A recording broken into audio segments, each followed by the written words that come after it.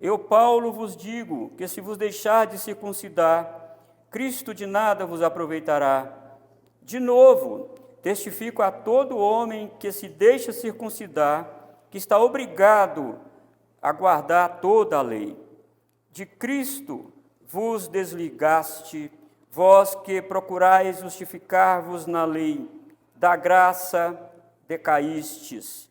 Porque nós, pelo Espírito, aguardamos a esperança da justiça que provém da fé. Porque em Cristo Jesus, nem a circuncisão, nem a incircuncisão tem valor algum, mas a fé que atua pelo amor. Irmão, nós vimos no estudo passado sobre o apóstolo Paulo fazendo o contraste entre as duas mulheres. Nós vimos no estudo passado, ele pegou o exemplo de Agar e Sara. Nós olhamos para aquela passagem de Gênesis, parece que nós estávamos vendo somente duas mulheres, mas como a revelação de Deus é progressiva, então, quando nós chegamos no Novo Testamento, nós ficamos sabendo que aquelas duas mulheres, Agar e Sara, eram personagens sim reais, eram pessoas reais, mas tinham um significado muito além daquilo que elas representavam lá em Gênesis. Agar foi a mãe de Ismael, que emprestou seu ventre lá para Sara, para Abraão, melhor dizendo. Abraão achou que poderia dar uma ajuda a Deus, porque Deus prometeu para ele que daria para ele um descendente. Ele já estava velho, Sara também velha. Diz o apóstolo Paulo em Romanos 4 que o ventre de Sara já estava morto. A palavra grega usada lá é necrosado, de necrotério mesmo, de morto. Ela não podia gerar. E por isso ele procurou lá a Agar. Quem sabe é dela que vai vir um descendente? Mas não era, não é, irmãos? Não era.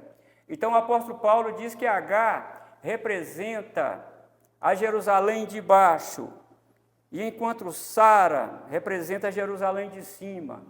Ele diz que Agar e Sara são duas alianças. Agar representava a aliança mosaica e Sara a aliança do Calvário.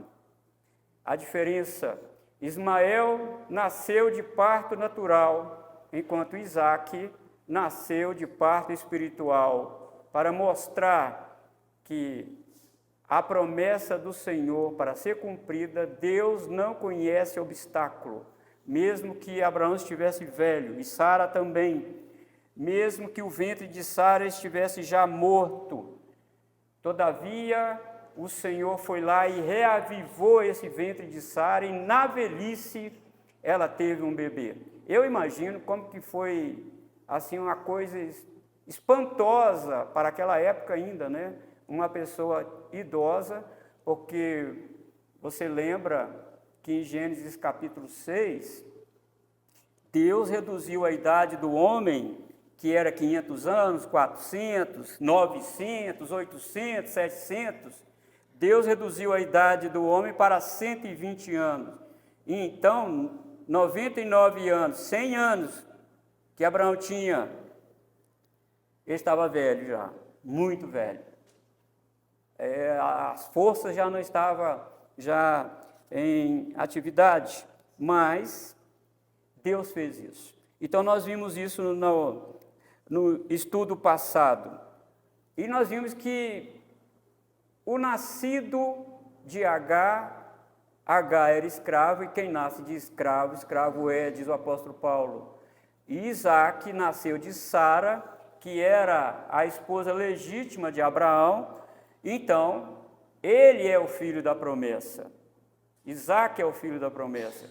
E nós vimos também que o apóstolo Paulo disse que Sara chegou para Abraão, depois que Isaque nasceu. Ismael estava caçoando de Isaque. E vocês lembram que nós falamos aqui que Sara, está lá em Gênesis capítulo 21, que Sara chegou para Abraão e falou: manda embora essa escrava com seu filho, eu não quero ela aqui. Ok, Para Abraão, o coração dele ficou pesaroso, mas ele proveu alguns mantimentos para Agar e também água e mandou ela embora, saiu sem rumo, junto com o menino. Manda embora, porque ela não vai herdar nada aqui. Nós vimos também que se fosse hoje, nós rotularíamos Sara de insensível e ciumenta. Mas à luz do Novo Testamento, não. Ali era como se o joio estivesse no meio do trigo, estava na hora de mandar o joio embora. E pelo pano de fundo que nós vemos em Gálatas, irmãos, nas entrelinhas, Paulo estava dizendo para aqueles irmãos da Galácia: os judaizantes, os legalistas estão aí dentro da igreja, e vocês não vão ter coragem de mandar eles embora, não? Sara teve coragem de pedir a Abraão para mandar embora. E vocês não vão ter coragem de expulsar esses falsos profetas da igreja, não? Vai continuar com eles? E lembra que o apóstolo Paulo falou no versículo 9, um pouco de fermento leveda toda a massa. Vai deixar aí? Você vai ver que vai levedar tudo. Vai levedar tudo. E hoje nós vamos trabalhar no versículo 5 até o 6, e nós vamos, para você que gosta aí de divisão, veja bem, nos versículos 1 e 3, a lei escraviza o crente. Capítulo 5, versículo 1 a 3, a lei escraviza o crente. E nos versículos 4 a 6, a lei impede o desenvolvimento espiritual do crente. E nos versículos de 7 a 10, a lei impede o desenvolvimento, a lei separa o crente de Cristo, na verdade, 4 a 6. E no 7 a 10, a lei impede o desenvolvimento espiritual do crente. E no versículo 11 e 12, a lei remove a cruz de Cristo. E nos versículos 13 a 15, a lei impede o crescimento da comunidade em amor. Mas hoje nós vamos ficar só até o versículo 6 aqui. Não vai dar tempo de nós falarmos aqui até o versículo 15. Mas você vê aí que o apóstolo Paulo está falando qual é o objetivo do Evangelho: nos libertar da lei. A lei cumpriu o seu propósito. A lei não salva, nós já vimos aqui. A lei serviu de aio para nos conduzir a Cristo. A lei foi uma penitenciária federal que prendeu todo mundo ali, e todos tinham que cumprir certos ritos, tinha que guardar dias, meses e anos, lua nova e etc. E tinha que circuncidar também. Só que isso é antes de Cristo nascer. Nós vimos aí no capítulo 4, versículo 4, vindo, porém, a plenitude do tempo, terminou o tempo da lei, Deus enviou seu Filho, nascido de mulher, nascido sob a lei. Então, acabou o tempo da lei para salvar, para apontar para a salvação. Acabou o tempo da lei. A lei não veio salvar, a lei veio mostrar que somos pecadores. A lei só veio dizer: você é pecador. E nós vimos aqui que uma ilustração pertinente para isso é quando você se coloca diante de um espelho e você vê alguma coisa que não está correta no seu corpo, então o espelho te revela o que está sujo, mas o espelho não pode tirar a sujeira. O espelho só diz: está sujo aí. A lei veio para isso, revelar quem nós somos. A lei veio dizer: vocês precisam de Cristo. Eu não consigo salvar vocês. A lei era boa, o problema era nós, que não conseguimos guardar a lei. Para ser salvo, tinha que guardar toda a lei. Então, o apóstolo Paulo está batendo forte aqui, irmãos, ele usa palavras fortes, inclusive aqui, não é? Ele, se você pode olhar aí no versículo 15, ele fala: se vós, porém, vos mordeis e devorais uns aos outros, vede que não sejais mutuamente destruídos. Ele usa a palavra muito forte aqui para falar sobre qual é o objetivo do Evangelho. Primeiro, vocês vão continuar na lei, diz Paulo. A lei escraviza o crente, versículo 1 e 3. Para a liberdade foi que Cristo nos libertou.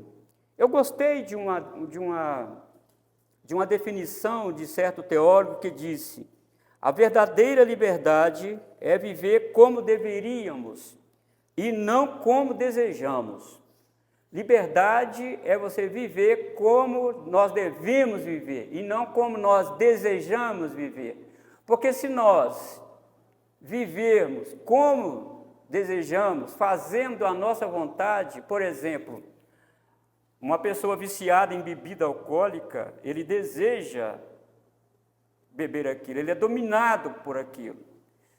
É possível que até a sua boca saliva quando ele vê uma bebida. Como as pessoas falam, né? Sextou, aí, na sexta-feira, eles já estão pensando naquela garrafa gelada. Quem trabalha em empresa aí sabe, sextou, nem vou para casa, já vou passar ali. Ele é dominado pela bebida. Ele tem desejo de beber. E ele diz que ele é livre. Eu sou livre. Mas, na verdade, ele não é livre. Ele é escravo da bebida. Da mesma forma, a pessoa que tem o vício mesmo de fumar ou usar drogas ilícitas, por exemplo, ele não consegue. Ele diz, eu sou livre, eu posso fazer o que eu quiser da minha vida. Na verdade, ele não sabe, ele é escravo dos seus desejos. Ele é escravo. Por isso, liberdade, eu concordo com esse teólogo aqui, liberdade é viver como deveríamos viver. E não como desejamos viver, como nós devemos viver. Então, o apóstolo Paulo disse, vocês foram libertos pelo Evangelho, e vocês devem viver segundo esta graça que o Senhor colocou na vida de vocês. Então, você percebe que aí na parte B do versículo 1, o apóstolo Paulo diz, permaneceis, pois, firmes, e não vos submetais de novo a jugo de escravidão. E aqui essa palavra é uma palavra mais militar que o apóstolo Paulo usa, de um soldado ereto, sem ficar corcunda, peito para fora, com a espada aqui do lado, de plantão no quartel. Ele não poderia abaixar a cabeça, porque senão ele perderia a visão que ele tinha do seu ângulo de visão, ele perderia. O soldado perderia. E assim é o animal, ele fala jugo de servidão. Não abaixa a cabeça, não, crente da Galácia. Não aceite doutrinas falsas na igreja, crente da Galácia. Não aceite. Mesmo que a igreja, muitos vão embora, deixa ir embora. Deixa ir embora, não tem problema ir embora. Mas fique com a verdade. Permanece firme na verdade. Não abaixa a cabeça não, porque os judaizantes vão colocar o jugo na cerviz de vocês. Não abaixa a cabeça não. Permaneceis, pois, firme. Irmãos, aqui nós precisamos entender o seguinte, a salvação, ela vem de Deus e nós não cooperamos com Deus para ser salvos. Estávamos mortos em delitos e pecado e morto não coopera com nada. Morto não ouve, morto não fala, morto não decide, morto não vê, morto não escuta. Então, a salvação não depende de nós. Mas depois que o Senhor nos salvou, é preciso esforço. É preciso esforço. Porque talvez alguém possa dizer assim, no ministério puramente da graça, é mais fácil ser crente. Eu não sei para fazer essa comparação, porque eu não vivi do outro lado, na lei, não é? Mas todos nós sabemos que Jesus falou em Mateus capítulo 11, lembra? Quem quiser vir após mim, 3 coisas tem que fazer. 3 coisas. Negue-se a si mesmo, tome cada dia a sua cruz e siga-me. Negar a nós mesmos, irmãos? Fácil, só com a ajuda de Deus. Só com a ajuda de Deus. Somente. Tomar a cruz, cruz machuca a gente. Tomar a cruz, e lembra que Jesus pôs a cruz nos ombros e seguiu na via dolorosa. Aí Jesus está falando para os discípulos, faça isso igual eu fiz. Vocês não vão para o Calvário, mas vocês vão se machucar. Vai ser doloroso. E vocês vão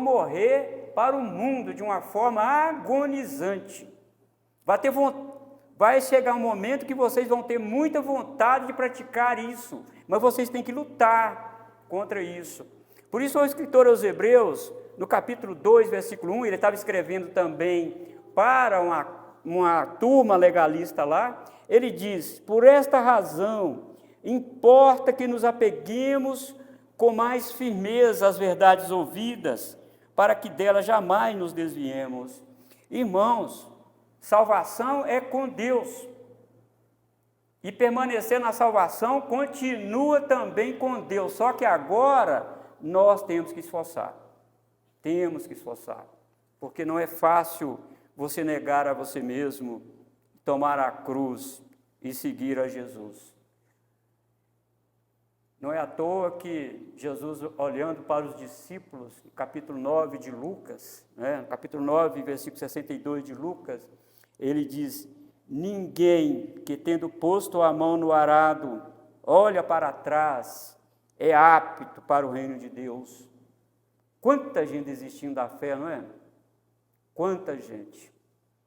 Quantos obreiros na igreja desistindo. Talvez, até mesmo na nossa região metropolitana de Belo Horizonte, da igreja da IPB, quantos pastores desanimados, quantos presbíteros também desanimados, porque enfrenta problemas.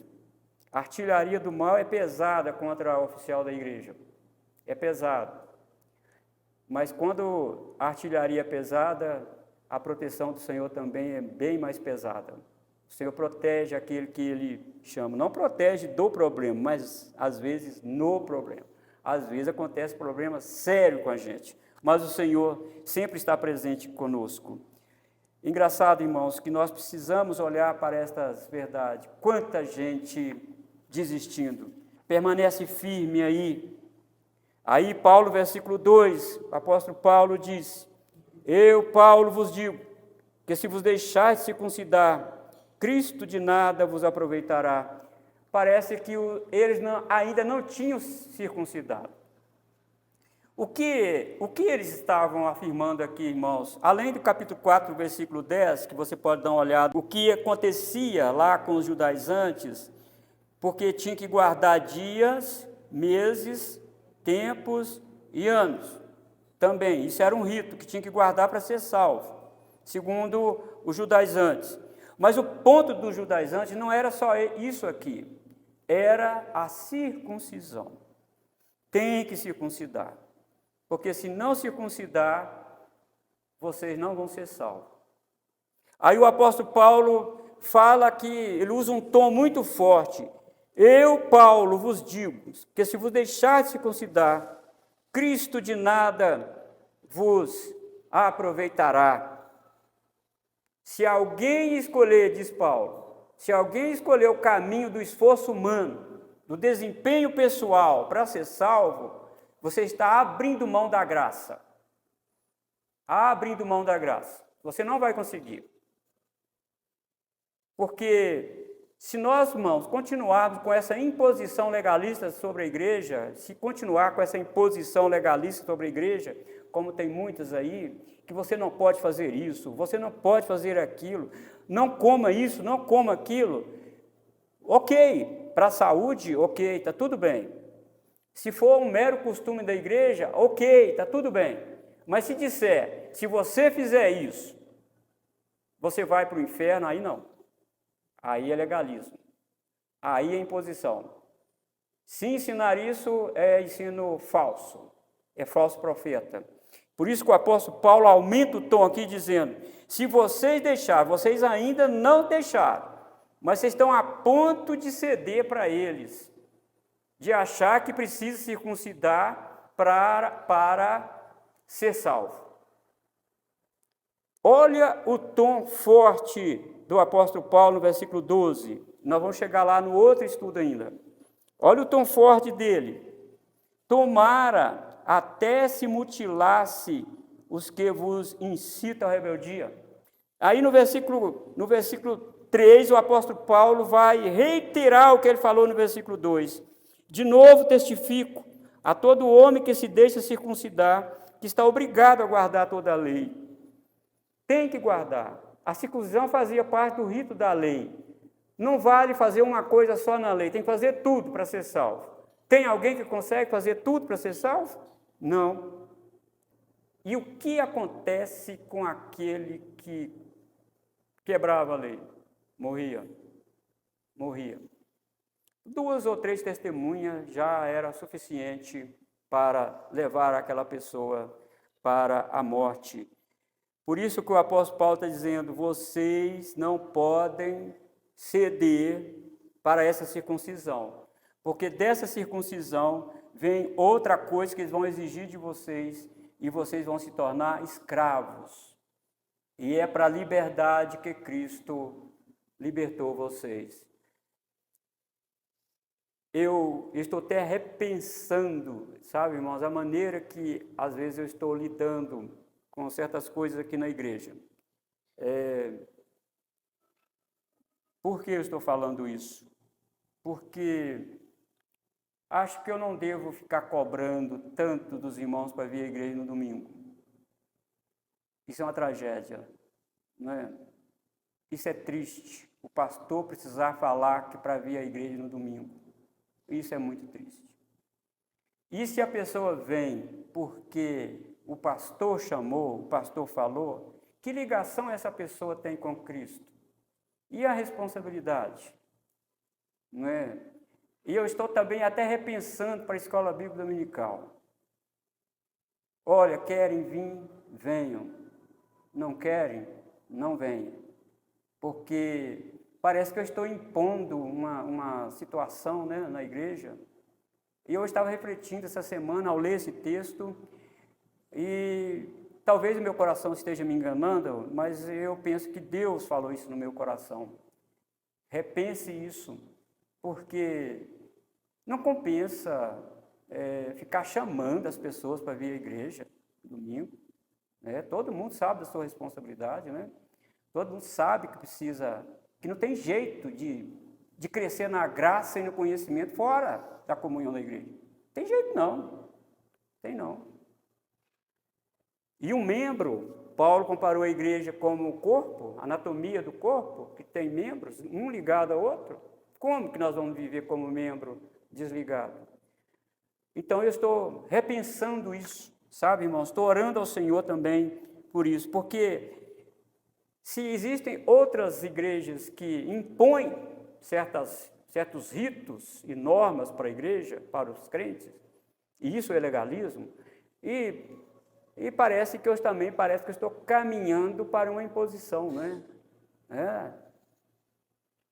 Parece que eu estou caminhando para uma imposição. Tem que vir à igreja. Vão à igreja, vem à escola dominical, traga seus filhos para a escola bíblica dominical. Mas você não sabe que tem que trazer?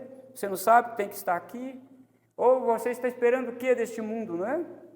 A gente tem que repensar isso, né? Tem que repensar.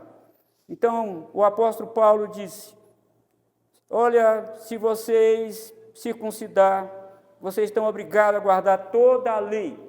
Vai ter que guardar toda a lei. E se não guardar toda a lei, é maldito. Aí você lembra porque que ele falou que se alguém pregar outro evangelho, além do que eu preguei a vocês, é anátema. Anátema, é maldito.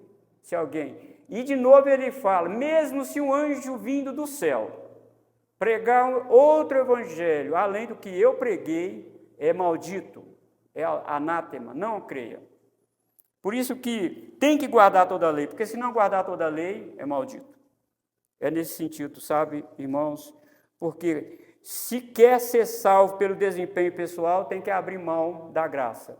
Porque as duas coisas não caminham juntas, não caminham. Desempenho pessoal para ser salvo, não. Desempenho sexual porque é salvo, não é? Porque é salvo. Uma árvore não precisa ficar lá falando, dá fruto, árvore, dá fruto. É só colocar ela no lugar certo que ela vai dar fruto. Né? Claro que nas condições normais ela vai dar fruto. Não precisa ficar falando. É inerente à sua natureza. Então você viu no versículo 1 a 3 que a lei, ela nos escraviza o crente. A lei escraviza, porque acabou o tempo da lei. No versículo 4 a 6, a lei separa o crente de Cristo. De Cristo vos desligastes, vós que procurais justificar-vos na lei, da graça decaístes. Entenda o que o apóstolo Paulo está falando aqui. Se a finalidade da lei é Cristo, se Cristo cumpriu a lei, se Cristo sofreu as penalidades da lei, se Cristo nasceu debaixo da lei, se Cristo se colocou como maldito em nosso lugar e morreu substitutivamente em nosso lugar, então Cristo é a nossa única esperança, porque nós não conseguimos guardar a lei. E fora de Cristo, todos estão perdidos. Por isso o apóstolo Paulo usa esse tom forte: de Cristo vos desligaste, vós que procurais justificar na lei, da graça decaíste. E esse texto aqui pode levantar muitas dúvidas se a salvação pode ser perdida, como é popularmente ensinado aí em muitas igrejas. O ponto de Paulo aqui não é a questão de perder salvação. O ponto de Paulo aqui é como as pessoas buscam a salvação. Existem dois conglomerados evangélicos no mundo. O primeiro busca ser salvo pelo desempenho pessoal. É isso que Paulo está dizendo. Quem busca salvação pelo desempenho pessoal está desligado de Cristo, está fora de Cristo. Agora, quem busca confiar em Cristo, quem confia em Cristo, sabe que Cristo é a sua única esperança, ele recebe de Cristo a sua graça de ser salvo. Paulo não está falando aqui de perder a salvação. Paulo está falando aqui de que há dois grupos. Um que busca ser salvo pelo desempenho pessoal, está fora do céu, está fora da graça, e aqueles que buscam salvação crendo em Cristo. E aqueles que buscam no desempenho pessoal estão desligados de Cristo. Que tom forte que o apóstolo Paulo falou aqui, não é verdade, meus irmãos? Que tom forte ele disse aqui. Então, por último, nós temos aí, né, terminando aqui, nós temos o versículo 5, porque nós, pelo Espírito, aguardamos a esperança da justiça que provém da fé. Paulo fala de dois postulados aqui da salvação, esperança e fé. Qual é a diferença entre esperança e fé? Para esperarmos, irmãos, alguma coisa, deve haver uma promessa que antecede a esperança. Eu só espero alguma coisa real se eu tenho uma promessa. Por exemplo, vou pegar aí o caso da irmã Messina, que vai visitar lá sua mãe. Se ela avisa a sua mãe que está indo, gera uma esperança no coração da mãe dela. E ela fica aguardando. Ela vai aguardar, porque tem uma promessa atrás que sustenta. O Senhor prometeu nos salvar. O Senhor prometeu que da mulher nasceria um que esmagaria a cabeça da serpente. O Senhor prometeu que enviaria o seu filho. O Senhor prometeu que Ele virá nos buscar. Então, a nossa esperança é real. Ela é real e, ao mesmo tempo, viva. É uma fé viva, porque existe uma promessa por trás que sustenta essa esperança. E mais ainda, não só porque o Senhor falou, porque a Escritura diz que nada do que o Senhor prometeu, ou tudo que Ele prometeu, se cumpriu. Nenhuma promessa falhou. E quando Deus prometeu abençoar a família de Abraão, está escrito que Ele jurou por Ele mesmo, como se levantando a mão ao céu e jurou que ia abençoar. Então nós temos uma promessa, então nós devemos aguardar o cumprimento dessa promessa. Então o apóstolo Paulo diz que nós não somos salvos com base naquilo que estamos vendo. A circuncisão é algo que você está vendo, que você está fazendo, e isso não vai te levar para o céu. A esperança, diz Paulo em Romanos, a esperança que se vê não é esperança, porque se vê, como esperará? Você já está vendo, então não é esperança. Então o apóstolo Paulo diz que a circuncisão, se alguém espera ser salvo pela circuncisão, está fora da fé. Por isso ele termina no versículo 6, porque em Cristo Jesus, nem a circuncisão, nem a incircuncisão tem valor algum, mas a fé que atua pelo amor. Então, atos externos não salvam ninguém.